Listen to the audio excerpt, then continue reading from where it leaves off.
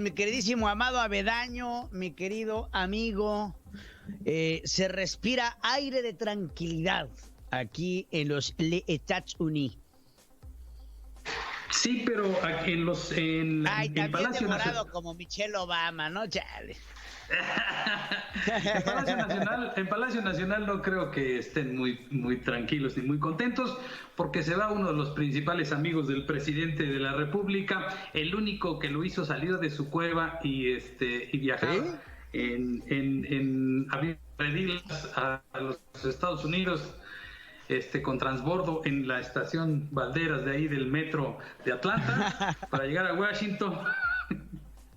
Sí, ya lo creo. Pero bien lo decías antes del corte, Pedro. No es de que el presidente no se diera cuenta de que estaba poniéndole un muro humano a Donald Trump para evitar que los centroamericanos cruzaran hacia Estados Unidos. 26,000 elementos de la Guardia Nacional al servicio no de México ni de las instituciones, sino de Donald Trump.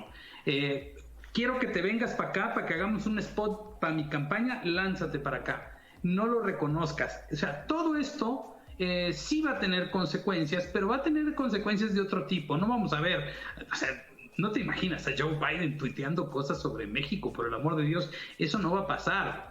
Donald Trump utilizó a México de una manera muy mezquina para hacer campaña, pero no le funcionó y tuvo a un aliado muy servil de su parte, que fue el presidente López Obrador. Piensen lo que quieran, esa es la realidad. El presidente López Obrador trabajó y aportó para la campaña de su presencia, sus políticas públicas para favorecer a Donald Trump. Ahora se va Donald Trump, el presidente se queda huerfanito de su amigo del norte, y entonces vemos estos discursos de que empieza a atacar a las instituciones de Estados Unidos, a tratar él de construir un muro con Estados Unidos. Pero yo veo, querido Pedro, que lo que va a pasar con el presidente Biden es que ni siquiera va a apelar a Andrés Manuel López Obrador. No lo va a apelar porque no es una prioridad para él, no le funciona, no le sirve, y eso quizás sí le va a funcionar bien al presidente López Obrador en su discurso polarizador, porque entonces vamos a ver una migración de este tipo chavista al imperialismo yanqui. Ya ven cómo nos quieren imponer políticas desde afuera, y ese tipo de discurso barato, trillado, pero que en un sector de la población resulta efectivo. Pero lo decía hace rato en una charla que tuvimos con María José Cadena Cayo y Alejandro Rodríguez, entre otros. A mí lo que me parece es el símil de que el presidente Biden pues va a tener silenciado en el Twitter a Andrés Manuel López Obrador, porque no le importa lo que diga. No va a ser como Donald Trump, que te pone una amenaza de que si en 45 días no haces esto, te pongo aranceles y corre tu tiempo, cabrón, y tronándote los dedos. Simplemente lo va a hacer. Y va a hacer varias cosas que tienen que ver con las relaciones entre México y Estados Unidos, el cumplimiento del tratado de Estados Unidos y Canadá con Estados Unidos y Canadá, porque hay un incumplimiento claramente en México. Y eso va a debilitar al gobierno de López Obrador. ¿Qué le conviene al gobierno de Estados Unidos? Que México esté bien. Sí le conviene que México esté bien, porque si hay una precarización del empleo y de las condiciones de vida en este país, que va a empezar por la gente más pobre, que ya vimos que empezó por la gente más pobre, lo que va a terminar sucediendo es que se incremente la migración a Estados Unidos, y con este diferendo que vimos sobre en materia de seguridad, pues también enciende un foco rojo, una alerta en Estados Unidos en materia de seguridad. Eso no le conviene a la administración de Biden.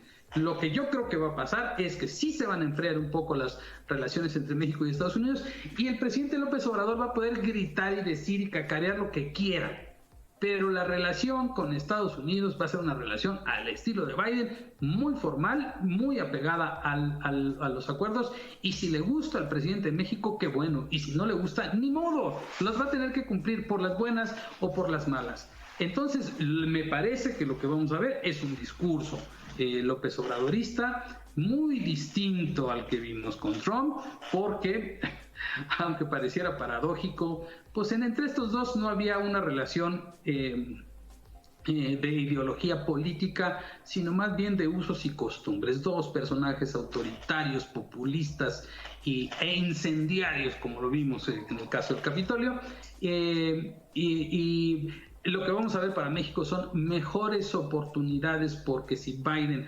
echa a andar la maquinaria sanitaria y económica de los Estados Unidos, de alguna manera algún beneficio va a traer a México, quiera el presidente López Obrador o no. Pues creo que tienes toda la razón, Amado. La entrada de Biden a la presidencia nos preocupa más a los mexicanos, que a Biden le puede importar lo que sucede en México. A veces nos sobrevaluamos los mexicanos y pensamos que tenemos el mismo lugar en la agenda que Estados Unidos tiene en la nuestra, y creo que tienes mucha razón.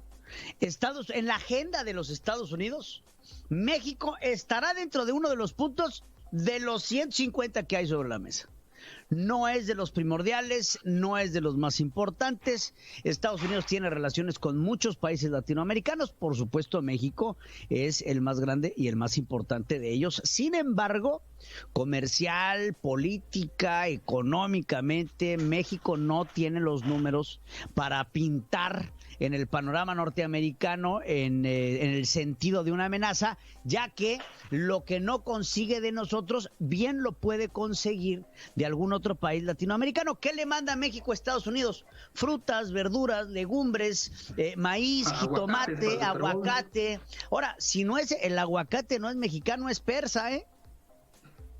Si no hay limón mexicano, hay limón persa también, nuevamente. Si no hay plátanos mexicanos, pues no te preocupes, ahí está el colombiano o el brasileño. Estados Unidos tiene una gran gama para poder echar mano de obra. Entonces sí, a los mexicanos de cierto modo nos llama la atención, no está en el mismo lugar de la agenda, y me queda claro que después del empiezo de una ríspida relación con los Estados Unidos, como la está haciendo Andrés Manuel López Obrador, pues no va a ser una presidencia que Andrés Manuel López Obrador, que curiosamente saldrá al mismo momento que Biden. A Biden va a estar 4 años, López Obrador va a estar 4 años y ya será problema del que sigue. Y yo creo que así lo ve Andrés Manuel López Obrador.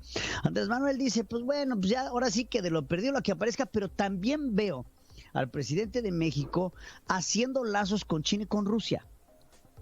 Y hay que verlo así. La entrada de la Cancino, la entrada de la Sputnik, la ampliación de las relaciones. Lo que pasa es que no tenemos ese comercio con China ni con Rusia. Pues, ¿qué comerciamos con Rusia?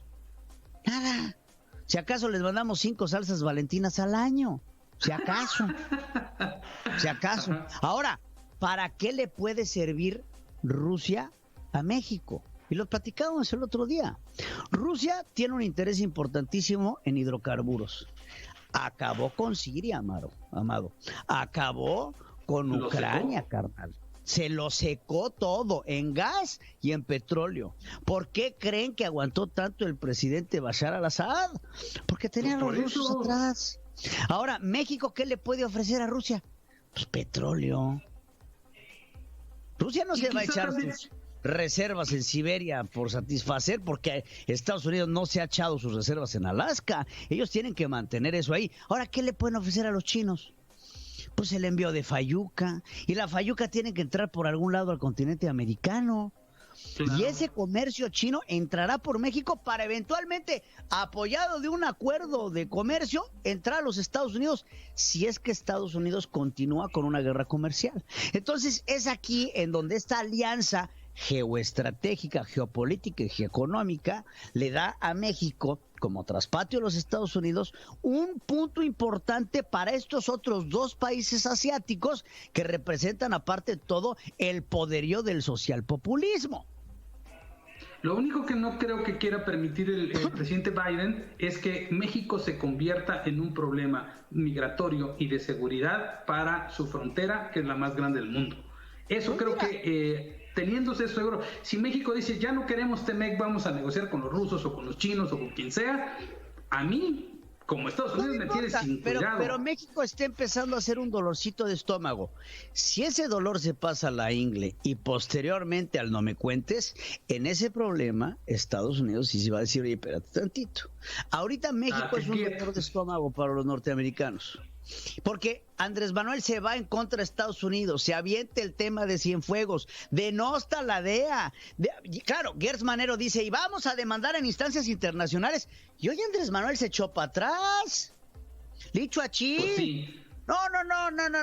Hasta ahí llegamos porque miren, lo que se dice con la boca se sostiene con los pantalones. Y en México podemos decir con la boca lo que queramos. Hacer cualquier cosa. Cuando llegues a los tribunales internacionales a querer sostener tus dichos y acusar a la DEA de fabricar pruebas, mejor ahí muere. No vas a salir con tu batea de bravos. No. Entonces, pues bueno, es correcto. Creo que hay muchas cosas que tenemos que ver. Pues y hay que tomar en cuenta una cosa más nomás, Pedro. Sí. Una cosa más, Pedro, nada más. En Estados Unidos hay 38 millones de personas de origen mexicano. En México hay alrededor de 1 millón de norteamericanos nada más. Así, por eso nos interesa tanto Estados Unidos a los mexicanos. Y espérate, los norteamericanos que están en México tienen lana. No son No. O sea, no son el güey este que se hizo famoso en TikTok echándose un cranberry juice, ¿verdad? No. ¿Cómo se llama? El dog face, quién sabe qué. El mexicano que llega a Estados Unidos no tiene lana. Miren, hay una comunidad y que vale la pena visitar, Amado, ahí cerca de Chapala.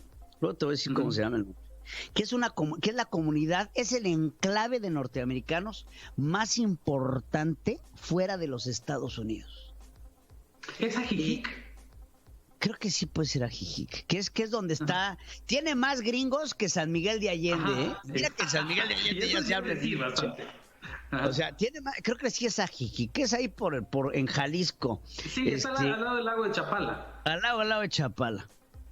Tú vas ahí, puro güero, pero puro güero con lana, que claro, para los norteamericanos irse a retirar, les gusta mucho eso de volver a conquistar zonas, ¿no? Y entonces llegan a México a convivir con los nativos de la zona, a repartir platanitos, porque así se sienten, ¿eh? Y su lana les alcanza súper bien, ¿no? Sus pensiones que les alcanzan súper bien. No, son los caciques.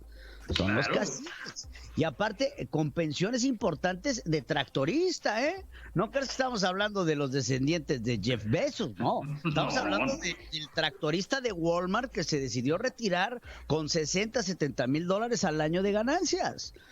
Entonces, y eso pues alcanza para dar y regalar en México, ¿no? Entonces llegas ahí a recolonizar, todo se siente el Hernán Cortés, cabrón. Pero bueno, Está bien. Ya veremos qué pasa. Te mando un abrazo.